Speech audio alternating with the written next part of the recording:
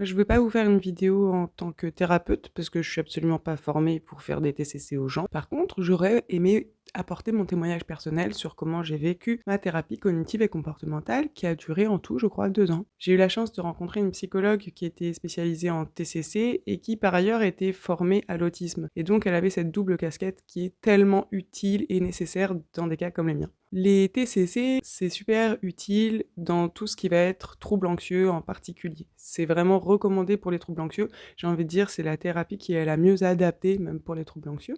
Après, chaque personne étant différente, il y a des personnes avec lesquelles il y aura toujours un risque que ça ne fonctionne pas. Il me semble que d'après les méta-analyses, on est quand même sur à peu près du 80% de réussite. Mais une méta-analyse, c'est une analyse de plein d'analyses et on est à des échelles pas du tout individuelles. À l'échelle individuelle, la relation entre le patient et son thérapeute sont hyper importantes. Donc si vous n'avez pas une bonne accroche, un bon lien, un bon feeling avec le thérapeute qui est censé vous aider, forcément ça peut nuire à la qualité de la thérapie. Et comme bien entendu les thérapeutes qui ont la double casquette formés à l'autisme et formés au TCC ne courent pas les rues, s'il n'y a pas un bon feeling avec votre psy, ça risque d'être vraiment compliqué. Passons ce petit disclaimer. Il y a un truc qui est hyper important dans les TCC, déjà, c'est le fait de travailler sur les émotions, de comprendre ses émotions, de comprendre en quoi nos émotions et nos comportements sont liés, quelle émotion va déclencher ou tel comportement chez nous. Moi, la TCC, j'ai vécu ça comme une forme de métacognition, comme si je devais observer mon fonctionnement de l'extérieur. Pourquoi est-ce que je pense comme ça? Pourquoi est-ce que je réagis comme ça? Pourquoi est-ce que je réfléchis comme ça? C'est ça la métacognition. Personnellement, avec mon cerveau d'autiste qui est tout le temps dans l'analyse en permanence, ça chauffe là-dedans, je vous dis pas. Ah non, c'est le TDAH qui est tout le temps en roue libre là. On s'en fout, j'ai les deux de toute façon. J'ai été à un moment donné tellement handicapée dans ma vie que je souffrais en fait d'alexithymie, c'est-à-dire que je n'arrivais pas à identifier mes propres émotions. Et là-dessus, les TCC, c'était quand même vachement aidant. J'ai appris à vraiment nuancer énormément les différentes émotions que je ressentais. J'étais capable de dire avant peur, joie, tristesse, colère, en gros. Et maintenant, je vois un peu toutes les nuances de la joie, toutes les nuances de la colère, toutes les nuances de la tristesse. À mon grand désarroi, j'aurais aimé ne pas connaître toutes les nuances des émotions négatives, mais en fait, si, c'était vraiment utile. Exemple, je souffrais d'anxiété sociale et d'anxiété généralisée. Bon, ok, j'ai encore l'anxiété généralisée qui a repointé le bout de son nez et une petite rechute en ce moment. Passons. Par contre, pour l'anxiété sociale, ça m'a vraiment fait avancer. Je me suis retrouvée à un moment donné où j'avais tellement peur, mais tellement peur des gens, que j'avais peur de sortir de chez moi. Je suis pas sortie de chez moi pendant assez longtemps, et puis en plus, il y a eu le Covid qui est venu se greffer là-dessus, ce qui fait que je suis encore moins sortie de chez moi, j'ai vu encore moins de gens, et j'ai vraiment régressé dans ma capacité à avoir des interactions sociales. J'ai subi plusieurs agressions, ce qui faisait que non seulement j'avais peur des gens et de sortir de chez moi et de parler avec des gens, mais en plus j'avais peur qu'on m'agresse, tout simplement. Ma vie était un peu une galère sans fin, ou plutôt une galère avec fin, puisque en fait souvent j'avais la dalle et j'osais même pas aller au supermarché. Je me souviens une fois, j'ai fait une crise au supermarché, en mode j'ai commencé à trembler, à pleurer et tout, parce qu'il y a une personne, elle a fait comme ça sur mon épaule, tap tap tap, et en fait j'ai fait un bond de 10 mètres, j'ai eu des palpitations de ouf et tout, et j'ai cru que c'était la fin du monde. Et en fait, derrière, il y avait juste une petite mamie comme ça en train de me dire « Je suis un peu trop petite, est-ce que vous voulez bien attraper la boîte là-haut, s'il vous plaît ?» Oui, je vais vous faire ça, tenez madame, je tenais la boîte. Et après, j'étais là elle m'a pas agressé, elle m'a pas agressé, elle m'a pas agressé. Vaut mieux en rire. Donc ça, c'était il y a quand même quelques années. Et à un moment donné, je me suis installée dans l'appartement où je vis en ce moment. Tadam, voilà mon bel appartement. Et il se trouve que j'habite pas très loin du marché qu'il y a dans le centre de ma ville. Et quand j'étais plus jeune, j'allais souvent au marché, notamment avec mon papa. Et j'aimais bien aller au marché. Je sais pas pourquoi, j'aimais bien ça. Et en grandissant, c'est devenu de plus en plus difficile d'aller au marché jusqu'à ce que je sois enceinte de ma fille aînée. Et là, je pouvais plus du tout y aller parce que je dis je pouvais plus du tout y aller, mais je continuais à y aller. Je faisais des malaises quasiment à chaque fois. Et je ne savais pas pourquoi, évidemment. Maintenant je sais, le bruit, le monde, la lumière, le fait d'être enceinte, plus tout le reste, blablabla. Bla bla. Mais le fait est que j'aimais bien l'ambiance du marché, le fait d'avoir des bons produits frais, de pouvoir discuter parfois avec les producteurs eux-mêmes des produits que t'achètes. Il y avait un côté circuit court, liens sociaux, local, qui me faisait envie. Donc j'avais vraiment une motivation importante à être capable d'aller au marché pour faire quelques achats. mais je ne savais pas sortir de chez moi. Donc on a mis en place une stratégie très simple. Il fallait me désensibiliser au marché. Ok. Il y a une semaine où je me suis dit, ce jour-là, tu vas aller au marché. C'est dans tant de jours, tu vas y aller. Tous les jours, je me disais, plus que 3 jours avant le marché, plus que 2 jours avant le marché, plus qu'1 jour. Et le jour J, j'ai pris mon casque anti-bruit, je claque. J'ai pris mes lunettes de soleil, je claque. J'ai pris mon petit sac, mon petit caddie de marché, et hop, je suis sortie faire mes petites emplettes. N'importe quoi, je suis pas du tout sortie faire mes emplettes. Je suis sortie, j'étais en sueur, en tremblement, j'étais hyper aux aguets en mode ok, je sors les gars, je sors. Ne suffoque pas, respire, tu es dehors, tu vas survivre. J'ai fait le tour du marché, je n'ai parlé à personne, je n'ai interagi avec personne, juste j'ai fait le tour, tout, et je suis rentrée chez moi, et j'ai fermé la porte, et j'étais derrière la porte en mode c'est bon, je suis vivante. Et c'est là où ouais, la psy, elle m'avait dit, rappelez-vous de vous dire des pensées plutôt sécurisantes, genre je suis en sécurité, personne ne m'a agressé, d'essayer de faire le bilan positif de l'opération. Donc je suis sortie, j'ai fait le tour du marché et personne ne m'a agressé. En fait, personne m'a adressé la parole et j'ai adressé la parole à personne. C'est du coup pas d'agression, quoi. Du coup, semaine numéro 2, je me dis, cette fois je vais au marché et j'y retourne. C'est bon, on est chaud, on est motivé. Pareil, claque le casque, claque les lunettes, paf, le petit caddie, et hop, je fais le tour du marché, et je rentre chez moi. Je n'achète rien, je ne parle à personne. Mais là, cette fois, je suis rentrée chez moi et j'étais moins en train de suffoquer, d'avoir des palpitations. J'étais en mode ah, j'ai aperçu un gars, il vendait du pain, ça avait l'air bon, j'en achèterais bien la fois d'après. Et oui, à force de faire le tour du marché sans rien acheter, j'ai fini par me dire mais j'achèterais bien un petit truc là, puis j'achèterais bien un petit truc là. En fait, je repérais les lieux, je me familiarisais avec les lieux, les étals, même un petit peu les visages de certains commerçants. Et donc il y a eu comme ça plusieurs fois successives où je suis allée au marché sans jamais rien acheter.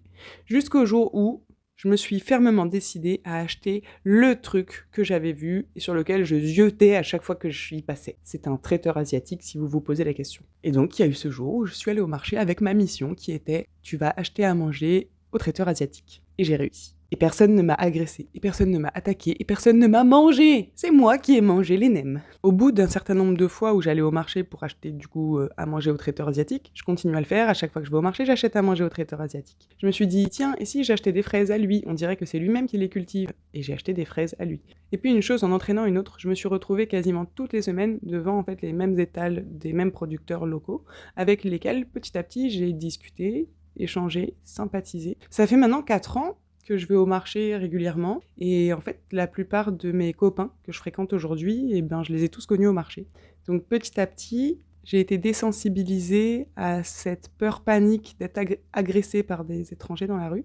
Petit à petit, j'ai noué des relations avec un tout petit groupe de personnes de confiance. Et bien sûr, il y a eu aussi des échecs dans mon parcours. Parce qu'il y a eu une fois où je suis allée au marché, et puis c'était un jour pas comme un autre, j'étais pas bien, j'étais fatiguée, j'étais stressée. Et puis il y a eu un élément déclencheur, je suis allée au distributeur, et en fait, j'étais tellement distraite que j'ai oublié de prendre l'argent du distributeur et la machine a ravalé mes billets. J'étais complètement en panique à ce moment-là et j'ai commencé à me mettre à pleurer et j'avais envie juste de courir et de me cacher en rentrant chez moi. Sauf que j'étais au marché, il y avait plein de gens et potentiellement quelques potes à moi et j'avais pas envie qu'ils me voient comme ça, j'avais hyper honte en fait.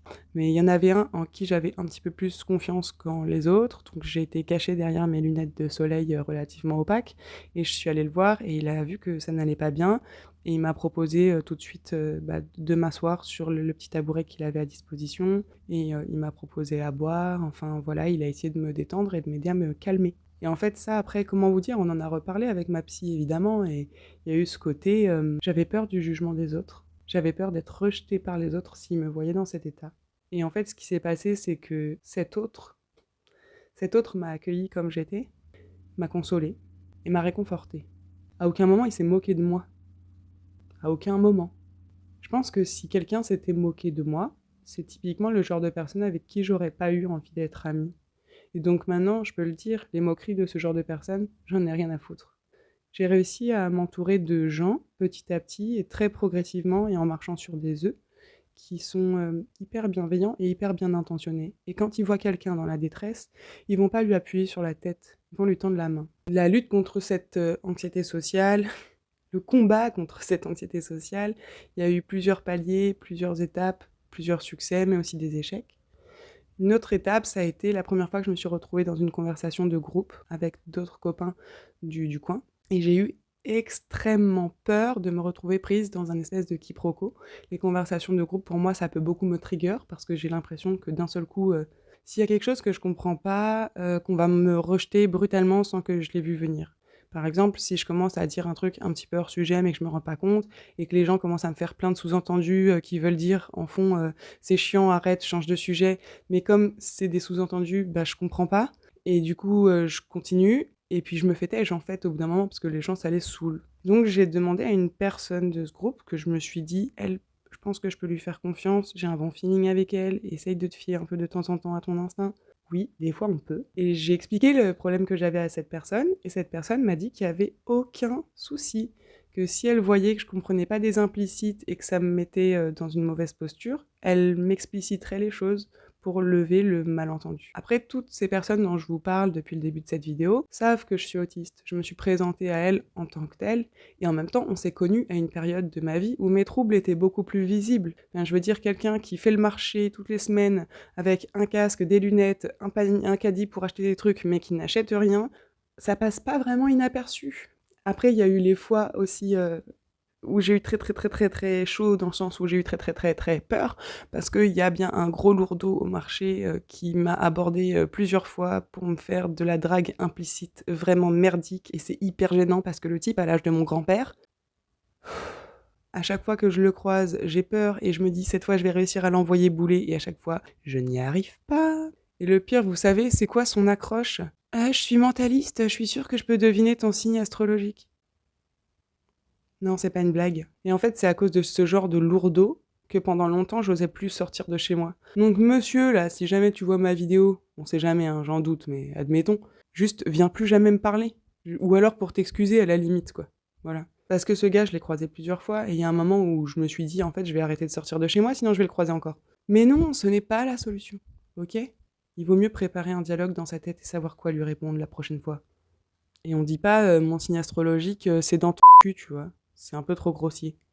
Il faut trouver une manière courtoise de le rembarrer, et j'ai pas encore trouvé. Si vous avez des idées, je vous écoute en commentaire. Ce que j'ai beaucoup apprécié aussi dans les TCC, c'est que ça m'a donné des stratégies très concrètes pour apprendre à gérer mes crises. Malheureusement, pendant que je suis en crise, j'ai tendance à oublier ces stratégies, et parfois j'ai besoin en fait qu'une personne extérieure, une tierce personne, me serve de guide pour m'aider à calmer ces crises. Il y a les techniques du 5-4-3-2-1 par exemple. Donc c'est des techniques d'ancrage. Le 5-4-3-2-1, c'est une technique d'ancrage. Il va falloir penser à 5 choses que tu peux voir, 4 choses que tu peux toucher, 3 choses que tu peux entendre, 2 choses que tu peux sentir et une chose que tu peux goûter. L'idée, c'est vraiment de se concentrer sur nos sens et de s'ancrer pour pas être parasité par des émotions qui ne sont pas connectées à la réalité de ici et maintenant. La technique du 5-4-3-2-1 pour la reviviscence traumatique, c'était vraiment trop bien, parce que quand je partais dans des espèces de délires, mes réactions corporelles, mes réactions émotionnelles étaient liées au trauma que j'étais en train de revivre intérieurement.